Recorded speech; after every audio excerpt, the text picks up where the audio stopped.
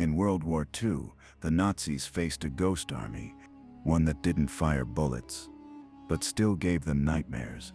It rolled out fake tanks, blasted phantom footsteps through forests, and whispered lies over radio waves the enemy thought were real. But here's the twist. This unit wasn't made of hardened soldiers. It was made of artists, designers, sound engineers, and actors, handpicked by the US Army to fight with deception, not destruction. Their mission was so secret, even their fellow troops didn't know they existed. But their illusions worked. They fooled Hitler's forces over and over again, and in doing so, they saved thousands of real lives. For decades, their story stayed buried. Today, we uncover the truth of the Ghost Army. By mid-1944, Allied forces were sweeping across Europe. The D-Day landings had cracked open Nazi defenses in France. But victory was far from guaranteed. The Germans were regrouping, and their eyes were everywhere. Every movement of Allied troops was watched. Every column of tanks tracked. Every whisper on the radio listened to. The problem wasn't just firepower. It was perception. The Allies knew that to keep advancing, they couldn't rely solely on brute force. They needed the enemy to believe something that wasn't true. They needed the Germans to expect attacks that weren't coming, to guard roads that would remain untouched, to send tanks racing in the wrong direction. What they needed was deception. And so, quietly, behind closed doors, a plan was set in motion. Not to build more weapons, but to build illusions. It began with a code name, the 23rd Headquarters Special Troops. A name that gave away nothing, and revealed even less. Behind it was something the world had never seen before. A military unit made entirely for deception. But this wasn't just camouflage. This was theater. On a battlefield, the US Army scoured art schools, ad agencies, and theaters across America. They recruited illustrators, set designers, radio technicians, and sound engineers. Men who knew how to stage illusions and make people believe what wasn't there. In total, around 1,100 were chosen, trained not just in military basics, but in how to lie believably under pressure. They learned to forge entire army units out of thin air, to impersonate real divisions, to move like soldiers, and speak like officers. Their tools weren't rifles or grenades, but paint, rubber, sound recordings, and radio waves. And their job was simple: convince the Germans that what they were seeing was real, even if it was all smoke and mirrors. In the fields of France and the forests of Belgium, something strange began to appear. Massive tank formations that weren't real, not even metal. They were made of inflated rubber, light enough for a few men to carry, realistic enough to fool Nazi reconnaissance planes flying overhead. Alongside them were dummy artillery, fake supply trucks, and rows of empty tents. An entire army camp, built in hours, and completely fake. The Ghost Army didn't just put them in place. They studied real divisions, how they moved, how they were spaced, how much wear they left on the ground. Then they replicated it, right down to the tire tracks in the mud. They even had soldiers walk in patterns around the fake vehicles, to create the illusion of busy activity. To the enemy, it looked like tens of thousands of troops were gathering. In reality, it was just a few dozen men, and a lot of air. But the deception worked, again and again. German commanders would divert troops, shift artillery, and brace for attacks that never came. Because they believed what they saw, and what they saw was a lie. But visuals were only part of the illusion. The Ghost Army didn't just want the enemy to see an army, they wanted them to hear one too. To do it, they turned to a secret weapon: sound.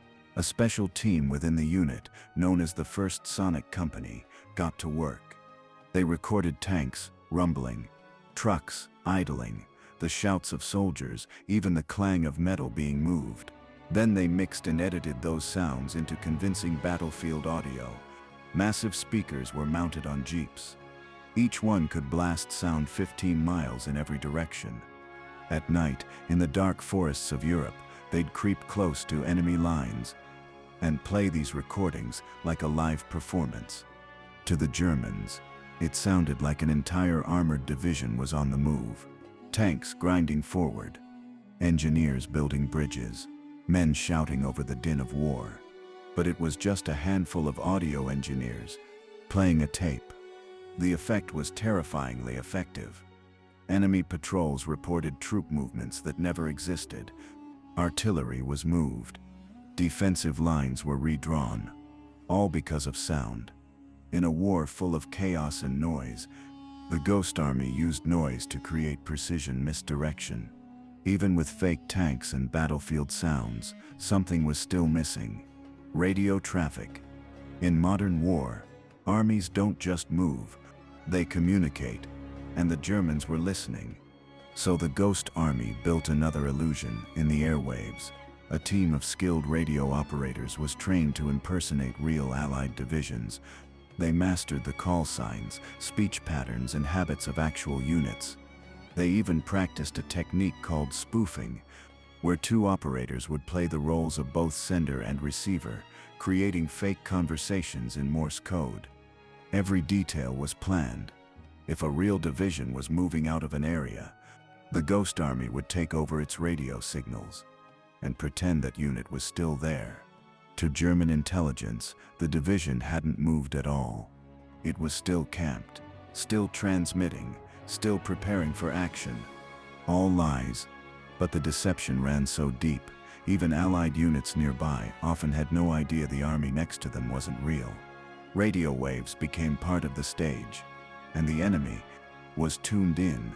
The Ghost Army didn't just rely on props and sound. They understood one simple truth: if you want someone to believe a lie, you have to act like it's true. So they became performers.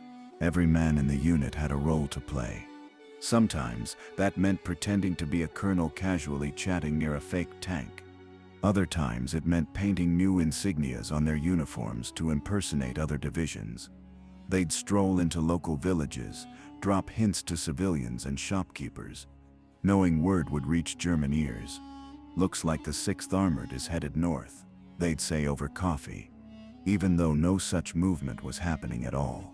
They set up phony headquarters in barns, built fake mess halls with cooks who never cooked, parked jeeps in formation near empty tents.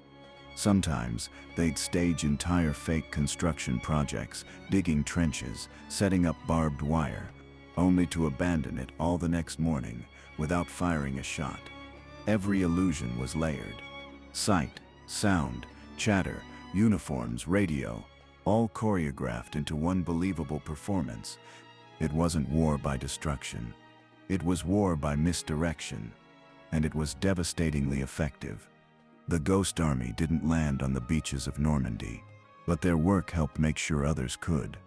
In the lead-up to D-Day, the Allies launched one of the greatest deception campaigns in history, Operation Fortitude. Its goal: convince Hitler that the main invasion would land somewhere else, not in Normandy. The Ghost Army played a supporting role. They used radio tricks, fake convoys, and inflatable equipment to help sell the illusion of a massive Allied force assembling in southeast England. To reinforce the ruse, General Patton himself, a known Allied powerhouse, was publicly stationed with this phantom army. The Germans believed he would lead the real assault. So when the D-Day landings began in Normandy, Hitler held back crucial reinforcements. He thought it was a diversion, and that the real invasion was still coming at Calais. That delay saved thousands of Allied lives, and it gave the beachhead time to hold. After D-Day, the Ghost Army kept moving, shadowing the front lines, always staying just close enough to fool the enemy, but never close enough to be caught. From France to Luxembourg to the German border, their illusions cleared paths that would have otherwise been blocked with blood. In December 1944, Hitler launched a desperate surprise attack, the Battle of the Bulge. It was his last major offensive on the Western Front, and it nearly worked. German tanks punched through the Ardennes forest, catching Allied troops off guard in the snow-covered hills of Belgium. It was chaos. The Ghost Army, scattered across France at the time, was quickly mobilized. They were ordered to create the illusion of strength in vulnerable areas, to buy time, to confuse, to stall the enemy advance. They faked troop buildups near threatened towns. They set up dummy artillery to suggest that roads were heavily defended. Their speakers echoed the rumble of convoys in places where there were none. In one daring operation, they posed as an entire division holding a bridge, while engineers quietly worked on reinforcing it behind them. Had the Germans realized how exposed the area really was, they could have broken through.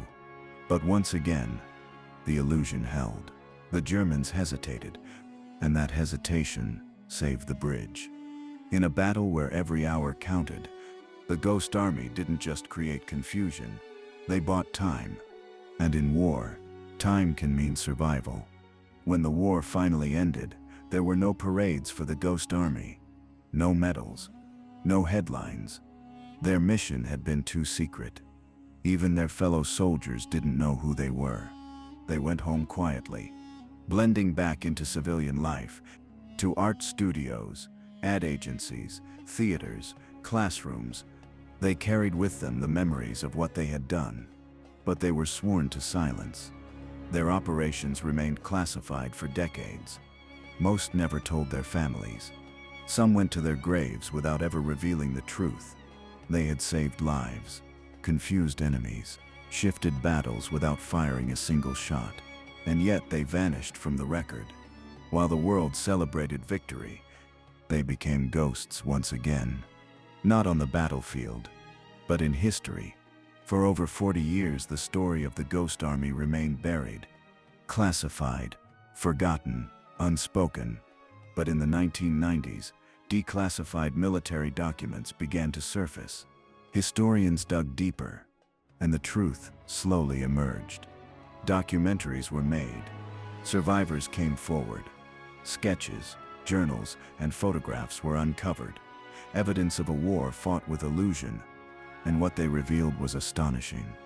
The Ghost Army had conducted over 20 deception missions across Europe. Their efforts had likely saved tens of thousands of Allied lives. Entire towns had been protected, entire divisions rerouted, and enemy commanders left guessing thanks to the work of just 1,100 men. In 2022, the U.S. Congress finally awarded the unit the Congressional Gold Medal, one of the highest civilian honors in America. It was late, but it was deserved. The Ghost Army's story isn't just a tale of trickery. It's a reminder that in war, creativity can be just as powerful as courage. And sometimes, the best way to defeat your enemy is to make them chase shadows.